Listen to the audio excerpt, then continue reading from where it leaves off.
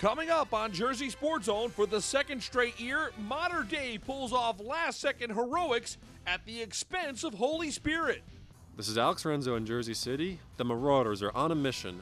St. Peter's Prep rolls into MetLife Stadium with a 42-19 win over Paramus Catholic. Those highlights and more coming up on Jersey Sports Zone. In Brick Township, I'm Jay Cook, where the 8th-seeded Freehold Borough Colonials punched their ticket to the state finals. A second-half outburst powered by Ahmad Dixon and Ashanti Worthy carried the Colonials past a physical Brick Township team. Highlights from the Colonials and Green Dragons coming up next on JerseySportsZone.com. This is Nary Rodriguez in Long Branch, where the Green Wave ride into the Central Group 4 state championship after a big win over Jackson. Highlights from this Monmouth County clash coming up on Jersey Sports Zone. I'm Brian Dianavellis in Monmouth Junction. A couple of Greater Middlesex Conference Red Division rivals met for the second time this season.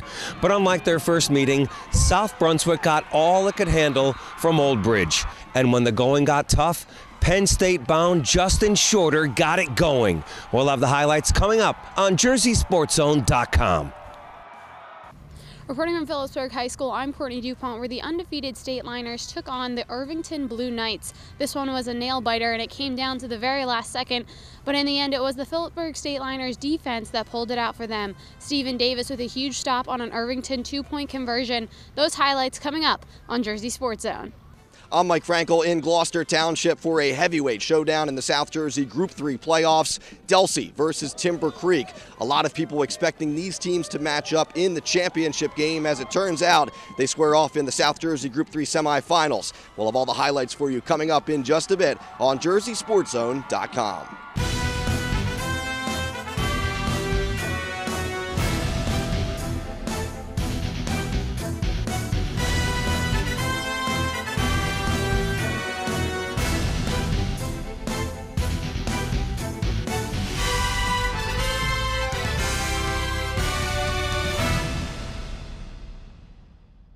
It is the final step before state championship weekend on Rich Crampanis. Thanks so much for logging on to JerseySportsZone.com. This is our Friday, Week 11 highlight show. And the drama can't get much better than this. A trip to the state finals on the line. We've got great action from all over the state, so let's get started. High school football playoff action right here on JerseySportsZone.com. Let's kick things off in Jersey City. Non-public Group 4 semifinals. St. Peter's Prep hosting Paramus Catholic, a rematch of last year's state title game when the Paladins took down St. Peter's to win it all.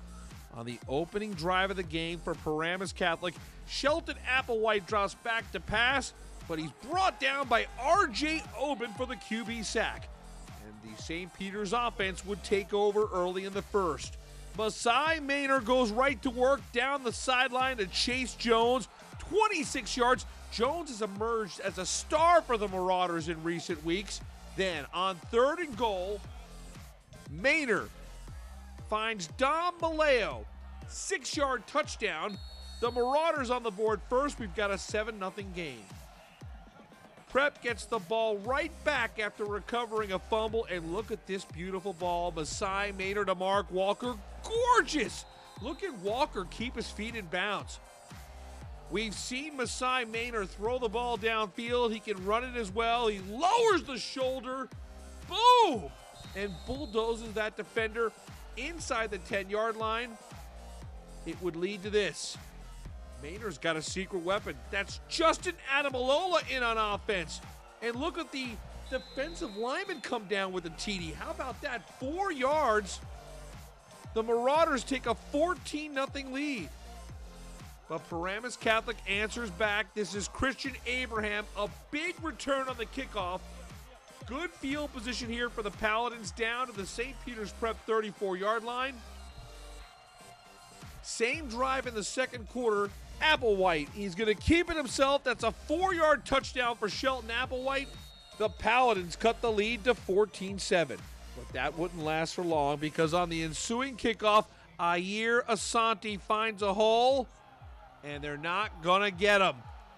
Ayer Asante, 93 yards. What a response after Paramus Catholic puts that drive together. It's 21-7 at the half. Third quarter now. St. Peter's Prep turns to Dom Maleo. Look at the tough running here by Maleo. This is a 23-yard gain. And the talented junior quarterback, Masai Maynard, caps the drive off from 6 yards out. And we appreciate all the great support from high school football players across the state. Masai Maynard knows where the Jersey Sports Zone cameras are. Boom! He lowered the hammer there for sure. 28-7. Then later in the third, Paramus Catholic driving. Shelton Applewhite brought down by Twin Magic. Jason and Justin Adamalola in on the sack. They each had 2 sacks on the night. The Paladins fighting to keep their season alive. Applewhite scrambles. This is an 18-yard gain. And then Applewhite to one of our favorite targets. This tight end can get it done. Henry Pearson. Pearson in the zone from 21 yards out. That made it 28-13. But Paramus Catholic had no answer for the dynamic play of Masai Maynard. He scrambles, somehow keeps his balance. That's a 19-yard gainer for a first down. Then it's Maynard to Shane Simon, who breaks a tackle. He's in the zone from 15 yards to make it 35-13. Both teams would add on a late score, but it's the St. Peter's Prep Marauders with a dominant 42-19 win over Paramus Catholic. St. Peter's Prep is heading back to MetLife Stadium. They'll play for the state championship for the 4th time in 5 years. Prep is hoping for a rematch with Bergen Catholic. The Marauders anxious to try and avenge a 41-14 loss to the Crusaders earlier this season in Oradell. Masai Maynard threw for 154 yards and 4 total touchdowns. And after the game, our Alex Lorenzo found out that the Marauders are already thinking about MetLife. Thanks a lot, Rich. St. Peter's Prep completes the season sweep of Paramus Catholic tonight in Jersey City. They advance to MetLife Stadium for the non-public Group 4 state title game, where they'll take on the winner of Bergen Catholic and Del Barton. And it's no secret who they'll be hoping to play. I caught up with the Marauders talking about that potential matchup and more after the game. Yeah, we hope it's Bergen. We want some revenge there. We came out of there with a bad taste in our mouth, and we're really excited for that. Our weeks in practice have been way better, and we're starting to really lock in. And we're 2 weeks in a row. We came out to really hot starts, and we're finishing too. So I think we're really excited to get at Bergen again. We're just hungry. We came together at the end of the season. We made our mind up like what we wanted to accomplish, and we were just ready to go out there and go get it. It feels great. This is like the 3rd time I'm going back there this year, and I'm ready just to win it. We haven't won it since freshman year. It feels great. Oh, most definitely. I'm trying to get a part 2 because part 1 we did not perform well at all. So part 2 we have to get back, and we will. We've been in practice just working on our start in all periods, just trying to get everything done. We weren't trying to start off with a slow start, but it does show that we're such a good team where we can keep up with other teams no matter how we start off. But we came out here today and we really did play our butts off. Reporting for Jersey Sports Zone, I'm Alex Lorenzo. Jersey Sports Zone's coverage of St. John Vianney is being brought to you by BCB Bayshore, your community bank. Jersey Sports Zone's coverage of St. John Vianney is brought to you by Paver Restoration. Let's go to non-public Group 3. DePaul Catholic, the top seed, playing host to unbeaten St. John Vianney out of the Shore Conference.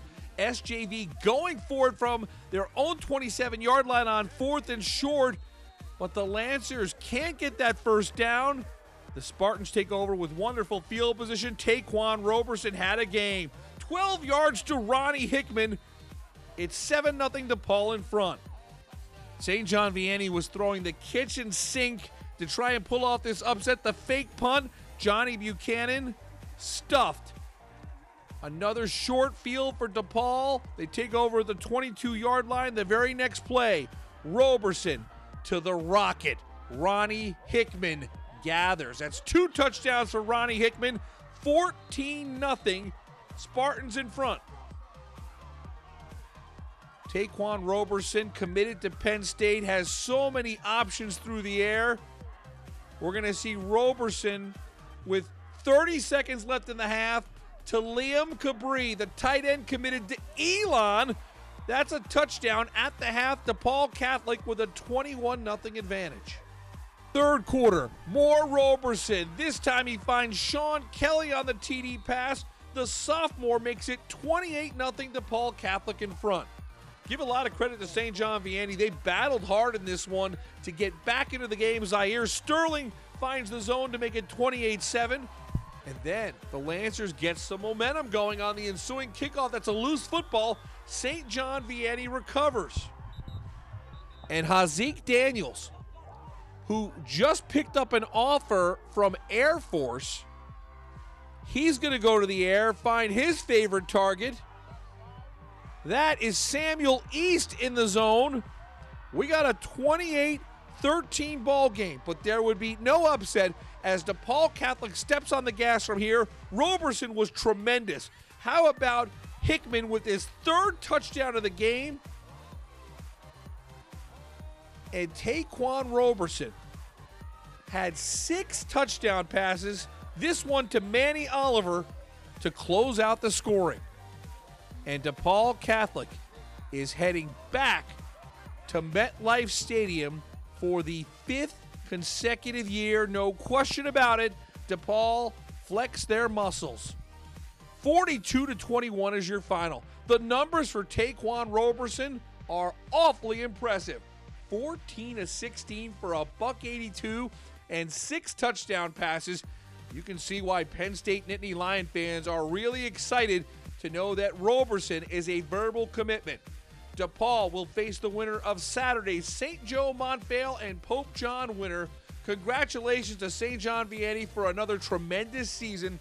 Derek Sininsky puts up double-digit wins year in and year out. 11-1 for the Lancers, who once again played tremendous football, but it's DePaul. 42-21 winners over SJV. Jersey Sports Zone's coverage of Freehold Borough is being brought to you by HIT Training. Central Jersey Group 4 in Brick. Cole Groeschel, the Swiss Army knife in Brick Township, coming off that big win against Allentown. Red hot Freehold Borough. They're the only 8 seed left in the state playoffs. Borough would get off to an early start. First drive for Brick. Connor Bennett comes in, knocks the ball out. Javante Hare with the fumble recovery.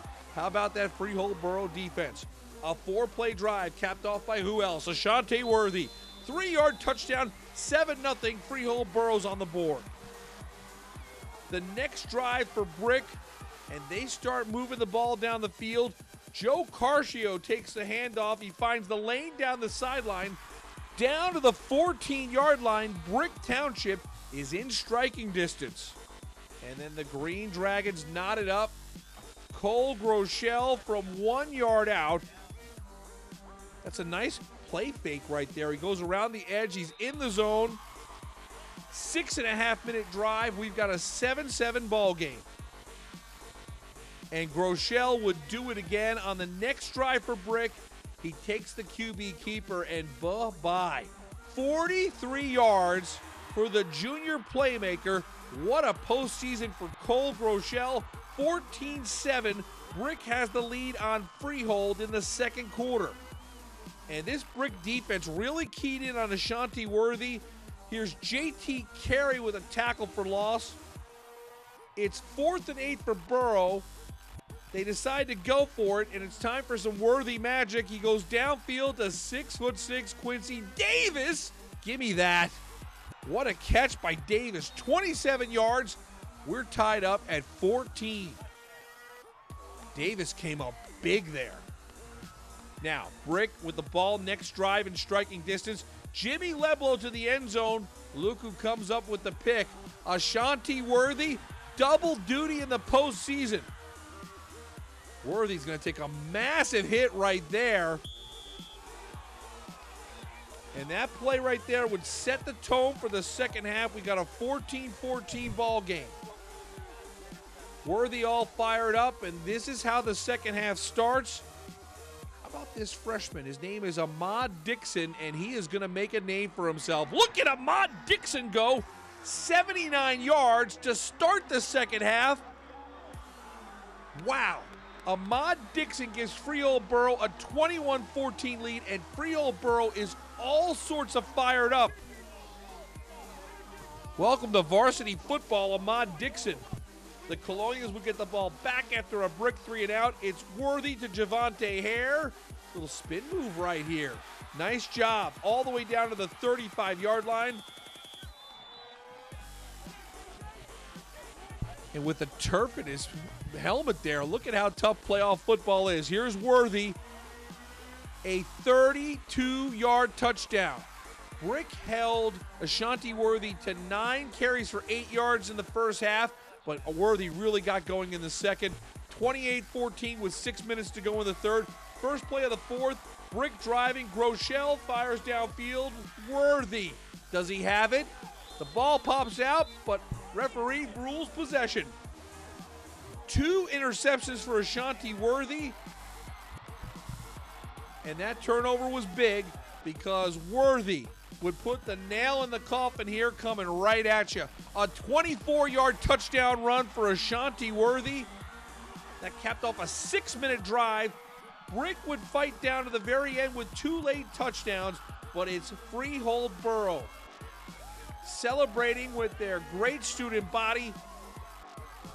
The Borough is going to Rutgers. 35-28 is your final.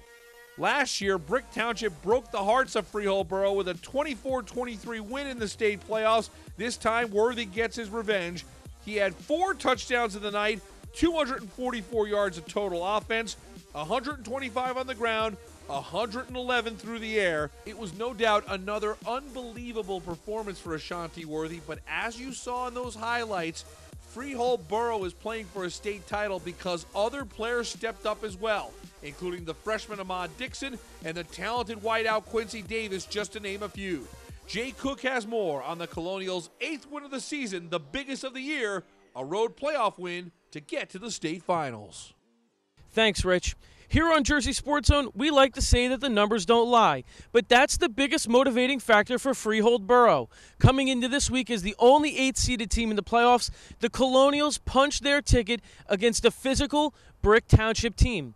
After the game, I caught up with head coach Dave Ellis, Ashanti Worthy, and Ahmad Dixon, who talked about some game-changing plays pushing them to the state finals. Listen, I've been telling them since I've been there. I was fortunate enough to win it in 2008, 2010 with Coach Chick, and I've been telling them about this place. I said there is a special place. It's the best feeling ever. And I'm glad that they now can experience what it's like to play in a state championship game. It picked us up. We made a statement from the opening kickoff after halftime. Ahmad Dixon took it to the house. That's a big play for a freshman. He made a big play, and we just fed off of that, and we just kept it going. This is crazy. I can't even explain. There's just so much going through my head with that. Let's go, escape, bro. 2 in there. It's just so much going through my head. Your boy Molly go escape. So the stage is set for the Central Jersey Group 4 finals, Freehold Borough and Long Branch. Both teams met in Week 9 in a 27-20 thriller, and I can tell you right now that both teams can't wait to get at it again. Reporting for Jersey Sports Zone, I'm Jay Cook. Jersey Sports Zone's coverage of Long Branch is being brought to you by Rosario Realty. Thanks, Rich. The matchup between Long Branch and Jackson was predominantly all defense in the first half, but thanks to some adjustments by longtime head coach Dan George at the break, the Green Wave were able to get their offense going. We're down by the beach for a semifinal matchup between Jackson Memorial and Long Branch. We promise you defense. Opening drive of the game, Long Branch's Jawan Wilkins is going to launch this one up, and Matt D'Amore finds a bag of fresh cookies as he hauls in the takeaway, and the Jaguars are trying to set the tempo early in this one. The Green Wave would answer back, though. On 4th down, A.J. Talmakowicz is going to roll out, but Kmar Mims is going to eat him up for the sack. That's a large child. And on Jackson's next drive, Lakim Morris for Long Branch is going to come up with the big hit to force a fumble to put his team in good field position. It would pay off. Next play, Wilkins going to try the air again and sound the alarm. TJ Foscue, with no one in sight, comes down with it. And after a scoreless first quarter, it's 7-0 Long Branch to begin the second. Jaguars trying to answer back, and this pass from Talmakowicz for the big gain would set up a 24-yard field goal from Justin Burkett to make it 7-3 Long Branch at the half. Whatever head coach Dan George told his team at the break must have worked, because they came out hotter than a sauna in the summer. First on this 4th down on the opening drive, and then Jawan Wilkins is going to find Pesa Fields for a nice pickup. The play will lead to a Jermaine Colbert touchdown run, and the Green Wave lead at 14-3 early in the third. This is where they started to take over. Long Branch on the 9, and they give it to Jaquan Gordon, who punches it in to make it 21-3. Then in the 4th from 50 yards out, the sophomore gets the call once again, and look at him turn that corner, locked in like a bike. He probably could have did that one with his eyes closed. The wave pulling away late in the 4th, and that would do it. Long Branch is going to the Central Group 4 State Championship. 28-3 is your final from the Shore. After going 2-8 just a season ago, the Green Wave turned that record around, and aside from their Thanksgiving game, they will have one game remaining, and it's for everything they have worked all season for. Afterwards, we caught up with head coach Dan George and the sophomore who helped extend the lead late in the game. Coach Parker said my time will come, and my time came, and I just ran the ball as hard as I can to make it to the championship with my team. We're going to put in work. We're going to put in work, and we're just going to wait on it, man. The game plan, defensively was to win the line of scrimmage, to try to shut down their backfield. They're big, physical, love to run the power game, and we needed to secure the up front defensively, and I thought we did that very well all night. Staying patient, our offensive line, we stayed patient, we came off the ball, we felt like we had some matchups, and we stopped getting cute, and we just attacked them. Stop Worthy. Yeah, so we got to stop him. We got to stop him, and then we've got to score points, because they're going to score points. Long Branch will face Ashanti Worthy and Freehold Borough in the Central Group 4 State Championship next. For Jersey Sports Zone, I'm Neri Rodriguez. Jersey Sports Zone's coverage of Phillipsburg is being brought to you by the Garnet Booster Club. I'm Courtney DuPont reporting from Phillipsburg High School, bringing you the North 2 Group 4 state semifinals between the Phillipsburg State Liners and the Irvington Blue Knights. Opening drive for Phillipsburg as they power down the field to the Irvington 16. Jack Staggert with the snap, hands it off to Joe Green, and Joe Green slicing through that Blue Knight defense into the end zone. Welcome back, Joe Green. After being out due to an elbow injury for 3 weeks, Green with a strong return, putting Peaburg up 7-0 in the first. But Irvington would answer quickly with the next drive. QB Brandon Robinson takes the snap. Looking downfield, he finds number 2, Josiah Provolone for Irvington, and that's a touchdown. Justice Branch not liking that call, but the Blue Knights get on the board 7-6 after a failed 2-point conversion. Irvington with the ball back, trying to take the lead now. Robinson drops back on the 18, throws up a deep one to number 17, Zahir Swan, with a great catch. Perfect placement by Robinson. And after a 2-point conversion, the Blue Knights are now up 14-7 in the second quarter. Second half, Peaburg with the ball, the handoff to Joe Green. He's met with a lot of Irvington pressure, and the ball comes loose. And it's number 5, Darrell Hill Jr., who comes up with the fumble recovery for the Blue Knights. Irvington now on the Peaburg 32. Robinson with the snap. He looks for Provolone once again, but number 21, Javon Boothman, picks it off, and with Knights on his back, he carries them down the field and gets Peaburg the ball on their own 45. Peaburg would not score and would be forced to turn the ball over to Irvington. Same story though, Irvington with no luck, forced to punt. Robinson with the kick, but it's Javon Boothman who gets a hand on the ball with the block, and Peaburg recovers it on the Irvington 5. State Liners then get down to the Irvington 1-yard line where Jack Staggert takes it himself for a second Peaburg touchdown. Staggert on the keeper as the State Liners tie this game up at 14. 10 to go in the third quarter now. Robinson with another drive down the field. He drops back looking for Provolone, but it's tipped up in the air, then again by Justice Branch, and yes, he keeps it alive for an interception. Peaburg will take over at midfield. Despite failing to score once again off of an interception, the State Liners do gain possession in the fourth quarter now. 4:30 to go. Jack Staggert looking to throw again, checks downfield and finds Ray Paremba by himself wide open for a beautiful 32-yard touchdown pass. That makes the score 21-14 Phillipsburg. But here comes trouble. 4 minutes is way too much time to give to this Irvington offense. Robinson with the deep pass in the end zone to Swan. The flag flies for interference, but it does not matter because Swan makes an unreal catch to make it 21-20 Peaburg. The question now is, do they go for the win or the tie and overtime? No hesitation here though. Irvington is going to go for it. They get pushed back to the 15 after a false start, but they're still going for the win. Robinson with the snap, the pass, but it's batted down by number 28, senior captain Stephen Davis, and that would be the end of the game. Phillipsburg defeats Irvington 21-20 in exciting fashion at home. They're moving on to the North 2 Group 4 state final against guess who? That's right, conference rivals the North Hunterdon Lions, and a rematch that is sure to be exciting. After the game, I caught up with Ray Paremba and Javon Boothman. Well, me and Stags weren't connecting all game, and we pointed out a flaw in their defense. Their corner liked to sit, so we took advantage of that, and he hit me deep. I knew we'd click at some time. We have to with the big one next week. We have to make sure we're 100%.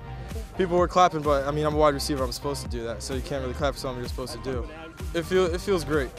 You know, they came into our stadium a couple weeks ago, all loud, thinking that they're all that, and we stuck it to them, and we're gonna stick it to them again. Well, we do it's like a fake cover 2. So I go back in coverage as I'm playing cover 2, but then I roll down back and garner coverage, which is our cover 3. I'm playing like curl flat, and I just knew that he was gonna throw the curl because he saw me back, so I creeped up and I just read the whole way. It was exciting because I knew it was a game-changing moment after we had a turnover, so it just changed the momentum quickly, and it was just overwhelming, honestly, Honestly, because they had good players, they were fast and they were athletic, but honestly, we just kept hitting them, and eventually they just gave out, and we just won that battle, and it's a great feeling, honestly. And Phillipsburg takes this one 21-20 thanks to their defense today. Reporting from Phillipsburg High School, I'm Courtney DuPont, and you're watching Jersey Sports Zone. South Brunswick and Old Bridge meeting for the second time this season, but this time the stakes were higher. The winner would advance to the Central Jersey Group 5 title game in 2 weeks. If Old Bridge had any chance to win, they would have to contain number 15 Justin Shorter, the Penn State-bound wide receiver. This was not good for South Brunswick. Starting quarterback Felix Quinones had to leave the game with an elbow injury after the Vikings' second offensive series. Quinones' replacement, sophomore George Katzenel Hall. In trouble here, Hall fumbles. Old Bridge has it in Vikings territory. Damian Lawaka on the recovery. So the Knights were in business. 4th and 3. Anthony Mbimbo squirts through the hole, running his way inside the 10 to the 8, a gain of 30. That would set up this. 4th and goal from the 2, Chancellor Cooper, touchdown. It's 7-0 Old Bridge. How would South Brunswick respond? How's this? Shorter out of the Wildcat, running like a cheetah. When you have the best player on the field, you have to find ways to get him the ball because he can do things like that. 65 yards for the touchdown. Justin Shorter electrifies the crowd. How much did that first touchdown settle you guys down and get you guys back into this game? Oh man, it was just crazy because got the ball, saw everyone just blocked for me, so I was able just to finish and to score, so it was just awesome. That was awesome. This was not awesome for South Brunswick. Another fumble. Ryan Fetterman recovers at the Vikings 20, and once again, the Knights turn it into points. Calogero Caruso from 35 yards out, right down the middle. Caruso's a perfect 7 for 7 on field goals this season. Underdog Old Bridge led it 10-7 at the half. Late third quarter, Shorter completes it to Hussein Abidi. That kept the chains moving for South Brunswick. The Vikings began to move the ball better than they had all night. Dylan Kriz, another first down. South Brunswick abandoning their triple option for a more traditional running game. Thomas Joe Camara 6 more yards, and it led to this. Joe Camara on the toss, looking for a lane. He's got one, dives, touchdown. South Brunswick had its first lead of the game, 14-10. Here we go to the fourth quarter. Key play of the game. Under 7 to go, Old Bridge, 4th and inches, nowhere to run. Mike Slover making the tackle. The Vikings D terrific all game. But they still had to come up with one more big play. Old Bridge driving 1.5 minutes to play. Anthony Mbimbo looking for Ryan Rogow, but it's intercepted by Shorter. This one's going the other way for 6. Justin Shorter doing it on offense and defense. It's a pick 6. South Brunswick rallies to defeat Old Bridge 21-10. The Vikings will return to the sectional final for the 3rd time in 4 years. We knew when we lost Felix, we had to make an adjustment. Obviously, Justin came in and was a difference maker today on offense, on defense. But really the whole defense again that set the tone for us. Came out, shut him out in the second half, put a stop on a couple of short yardage plays. You guys had to do it without your leader out there. Yeah, Felix got hurt. First quarter, that was just tough on us. But we were all like, hey, we have to come now. We have to do it. So like halftime, we all went in, got all back on track, and then we were able to come back and just finish it. These kids actually played better than they even are tonight. They played better than they are, and it's a tribute to them and their attitude and their character here. This is a character win.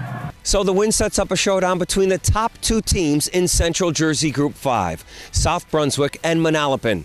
That game will also feature 2 of the top players in the entire state of New Jersey, Justin Shorter and Manalapan running back Naeem Mayfield. Reporting from Monmouth Junction, Brian DiNovellis, JerseySportsZone.com. Jersey Sports Zone's coverage of Rumson-Fair is being brought to you by ServPro of Eatontown Long Branch. Let's go back to the Shore Conference. The Wall Crimson Knights looking to play spoiler against Rumson-Fair. And a good start for Wall. After a big run by Eddie Scott, it sets up Brady McNally from a yard out. The Crimson Knights strike first at 7-0. Rumson-Fair looking to get back to the state finals for a 5th straight year. Dan Harvey play action. Ian O'Connor's got it. O'Connor, 37 yards for the touchdown. Just like that, RFH has an answer. We got a 7-7 ball game. 3rd and 9. Wall's Eddie Scott avoids the pressure. He fires to the junior tight end Tanner Powers. This is a great catch into RFH territory. But on 4th down, Wall goes for it. That's Elijah McAllister with a big paw on it. McAllister played a big role in this game. How about Dan Harvey?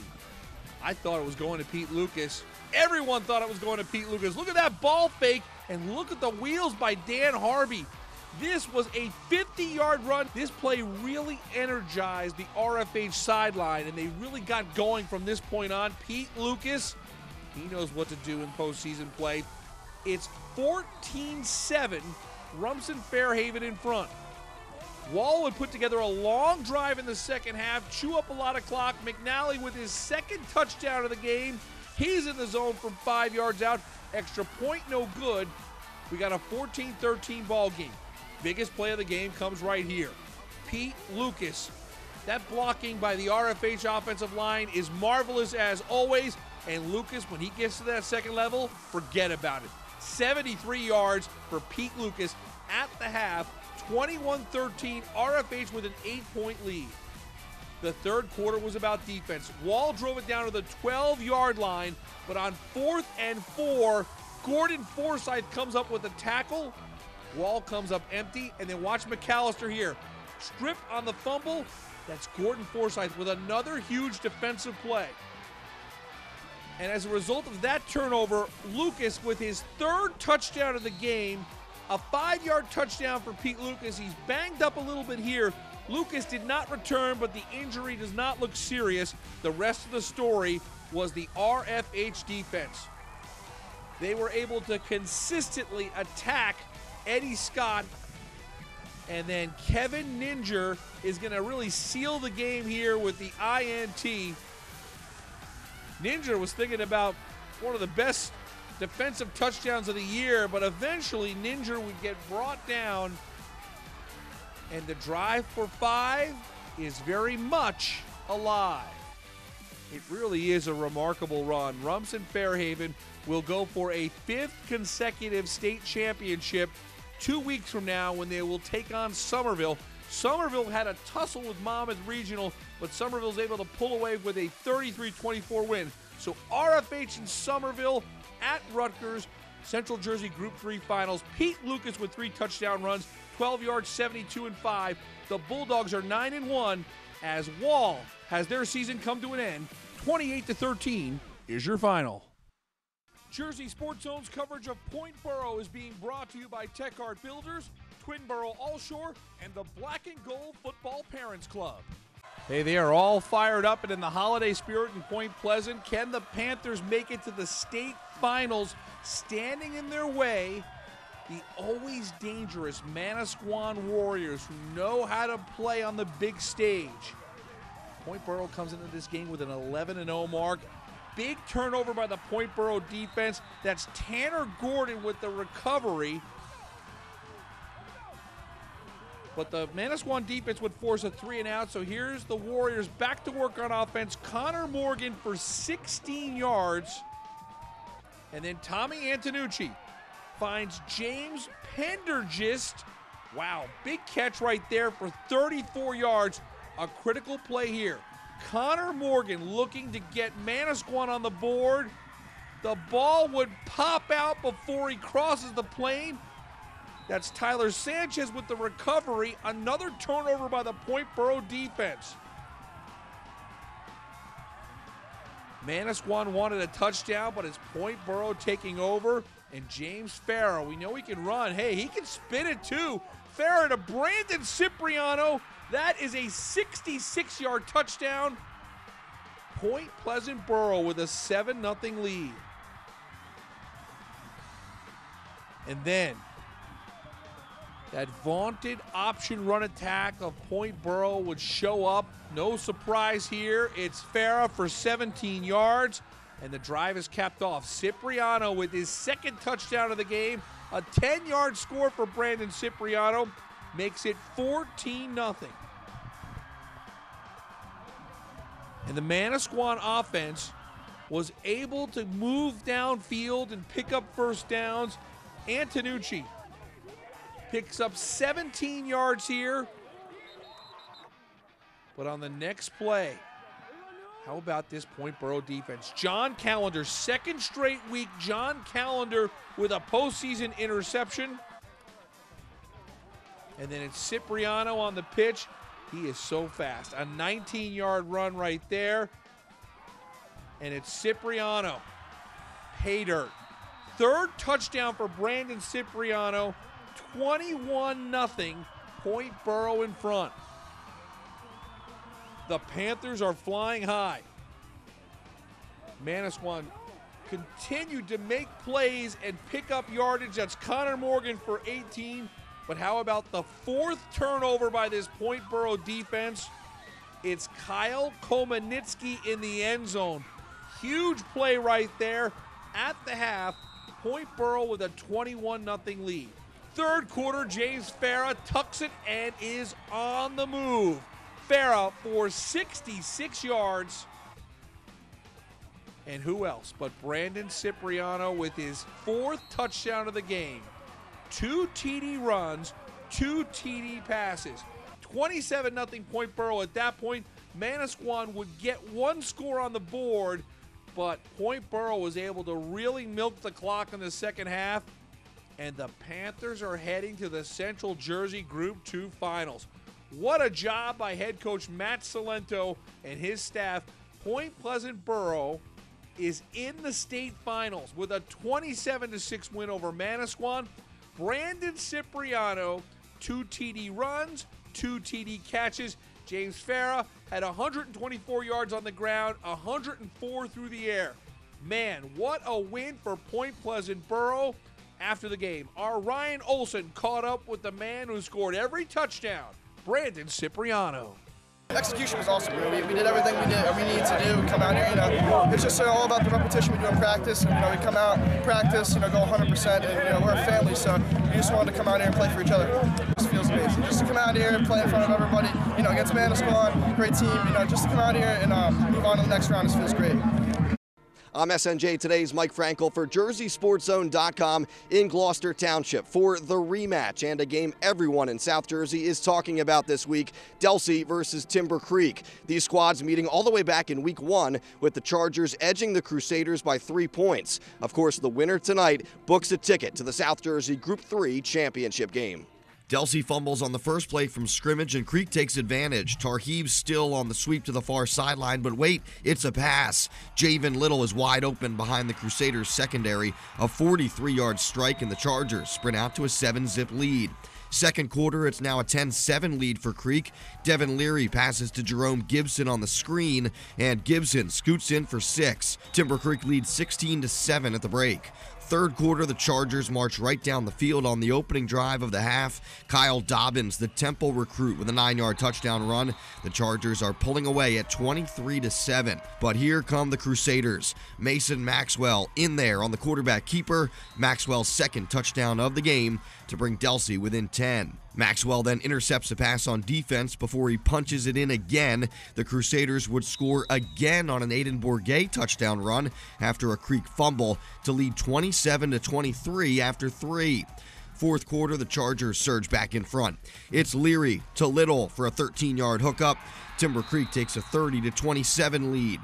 Here's where things really start to get wild. Fourth down for the Crusaders. Maxwell floats a pass to the end zone, and Khalil Burnett is wide open for the touchdown. Delsey right back on top, 34-30. And check out the ensuing kickoff. Larry Holdcraft kicks it short, and Scott Gebhard dives on it for Delsey. The Crusaders get the football again, and Delsey cashes in on that turnover again. Maxwell rolls out, hits Bourget. Aiden Bourget turns it upfield and scores. A late flag on the play, but it's after the touchdown. Delsey with all the momentum in the world, up 41-30. The Chargers need a score, and fast. Instead, it's Maxwell with his second pick of the night. Mason Maxwell plays the game of his life. 3 touchdowns on the ground, 2 through the air, and 2 picks as the Crusaders stun the Chargers. 41-30 the final. The loss snaps a 25-game winning streak for Timber Creek, dating all the way back to 2015. Delsey advances to the South Jersey Group 3 final on December 2nd at Rowan. Jersey Sports Zone's coverage of Modern Day Prep is being brought to you by Gold Coast Cadillac. Holy Spirit hosting Mater Dei in the non-public 2 semifinals, a rematch of the 2016 championship game, which of course the Seraphs won on that last-minute hook and lateral play.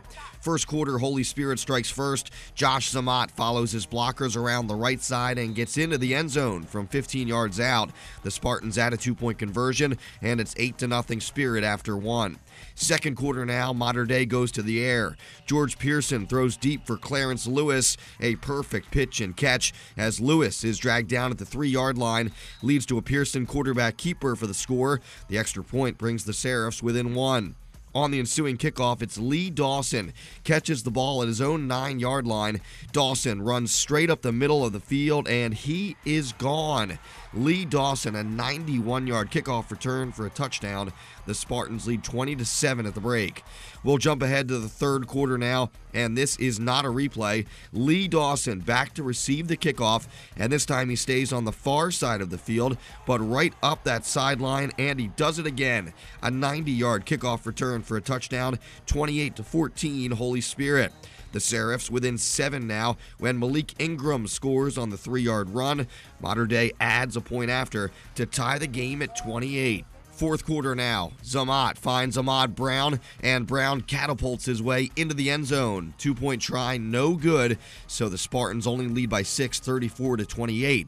And with 56 seconds left to play, it's Pearson to Lewis for the game-tying touchdown. And the Gavin Toth extra point is good as well as Mater Dei moves in front to stay. 35-34 the final. Mater Dei deals Holy Spirit a heartbreaker for the second year in a row. The Seraphs will face either St. Joseph of Hamilton or Immaculata in the non-public 2 state final on December 3rd at Rowan.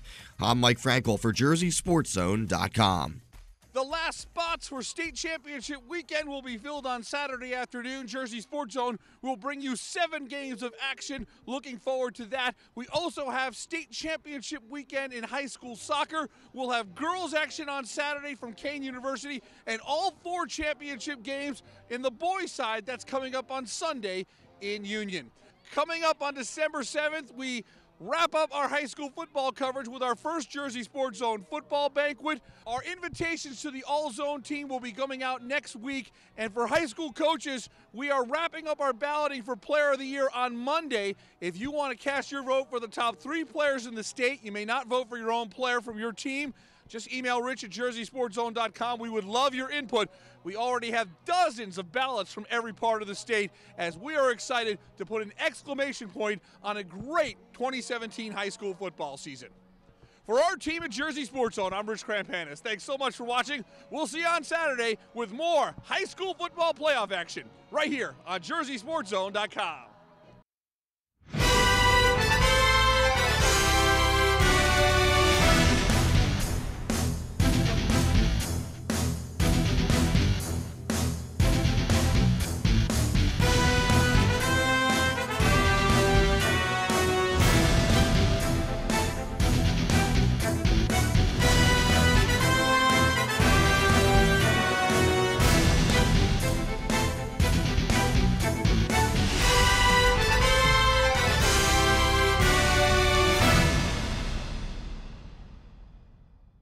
Want to see highlights and features from your favorite school?